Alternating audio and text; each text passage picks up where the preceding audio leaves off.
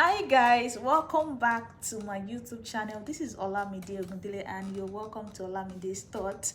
And yeah, it's been a minute here and I must be vulnerable about the fact that I was just tired. I mean, sometime in 2022, I had a lot of things to deal with at the same time, and I was just tired of having to set up and film and all of that. And I needed this extra push. And shout out to like two of my friends. Sometime in 2022, that Molara reached out and she was like, "Hey, you know what? We can look into some things that you should do to make your YouTube channel better." And sometime this year, Balumi Alade, that lady literally sat me down and she was like, "What is your problem? What are you doing? Why are you tired? Blah, blah, blah, blah, blah." And to cut the long story short, I am here and I'm grateful. And you know what I had to do after all of this extra push that I needed? I had to, sit down, re-strategize, because if you're new to my channel, I'm a graduate student in the United States, and there's a lot to do again as the year is starting. It's my second year, and so I'm like, I don't want to start again and stop. So I needed to get my content ready so that there wouldn't be excuse of "you're busy, blah blah blah." So the intro is getting longer, but I just felt like I cannot just start like that without saying something to my subscribers already. So thank you so much. If you're listening to me right now, or if you're watching me rather, I believe you believe in me, and that is why you're here. So I am back and I am better. I believe I am stronger also.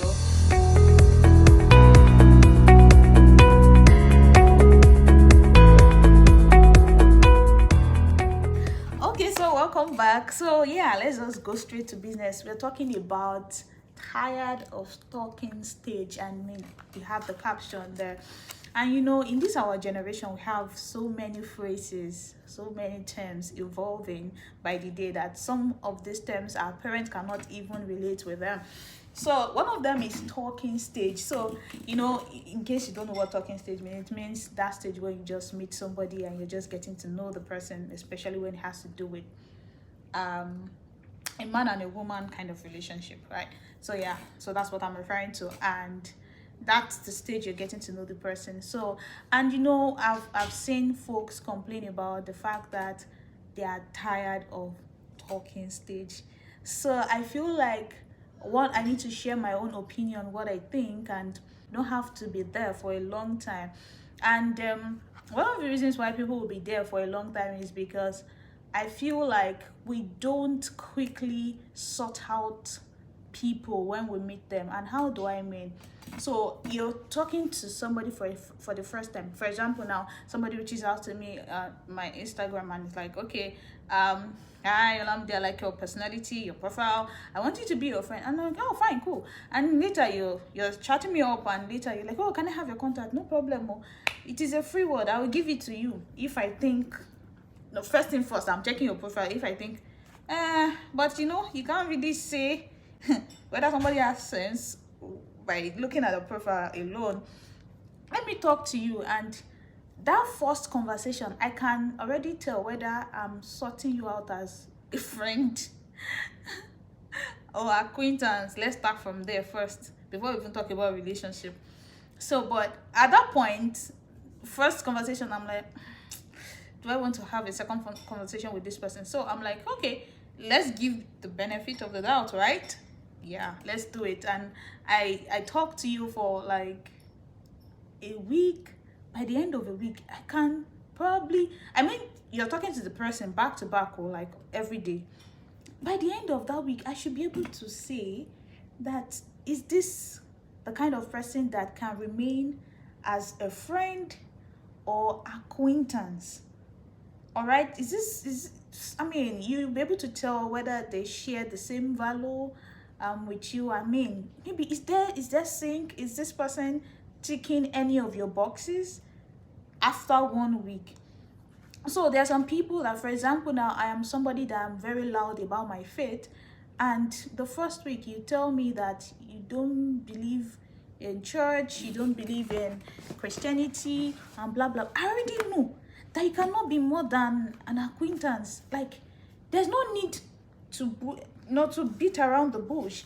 Okay, so the point I'm really trying to drive at is that don't be boxed up or by anybody, especially if you're a lady, so that you're talking to somebody for over 3 months. You cannot even say, are we friends? Are we, what are we, what are we? You see all this what are we questions, sometimes that question they vex me. If you need to allow me get to that point that I'm asking, what are we, what are whoa, Benny. So at that point, you know, you want, that's what I'm saying, like, it's because somebody might be wondering that what happens to relationship that you've been friends with them for a long time, but you guys did not even date until maybe after a year. But you see the difference is that it's not that way you guys were talking every day throughout that year and you guys, nothing came up. I mean, emotions were not built up along the line. So you can be that person's friend, but the person is not giving you that close marking, that the person is just all over you, blocking your tentacles. You cannot see, you cannot hear. You are just, it's just this person that is on your mind. That's what I'm talking about. So that way you know that you and this person, hey, this person is my friend, but we are not in a relationship. This person can call me once in a while. This person can probably call me once a week or maybe once in 2 weeks, but it's not that this person is all over me and you guys are talking here and every day. You're just boxed up. You are not in a relationship, but you are almost in a relationship. You guys are probably doing everything anybody in a relationship would do, aside for probably have XEX, because we are on YouTube, right? So this person is probably doing everything that you want in a man or that you want in a woman, but you guys are not in a relationship. I don't know if you are getting what I'm saying. For example, now I am AS and you are probably AS, or maybe you are SS, or maybe you are AC or SC, and you are in a talking stage for 3 months and the person does not know your genotype. How now? You self think about it. Like, why would you do that to yourself? You just get heartbroken every time, because so if your genotype is that one that you need to confirm your partner's genotype, then you have to be quick in finding a way to get that into the picture. Like maybe the first 2 weeks, just talk about something. It's not like you're gonna what is your genotype or something. Just find a way to talk about it, put it out there that this is my genotype. Also, if your genotype is not going to match with mine, don't give me close marking. Don't give me close marking, because at that point where you now just cloud my head and we are talking for 3 months, emotions have built up, we are just all over the place. I love you, you love me, blah blah blah. Then bagam, I'm AS, you are AS, and you're like, hey, what should we do? Then you start browsing. What are the way outs? Don't put yourself into all of this mess. Talking stage, limit it.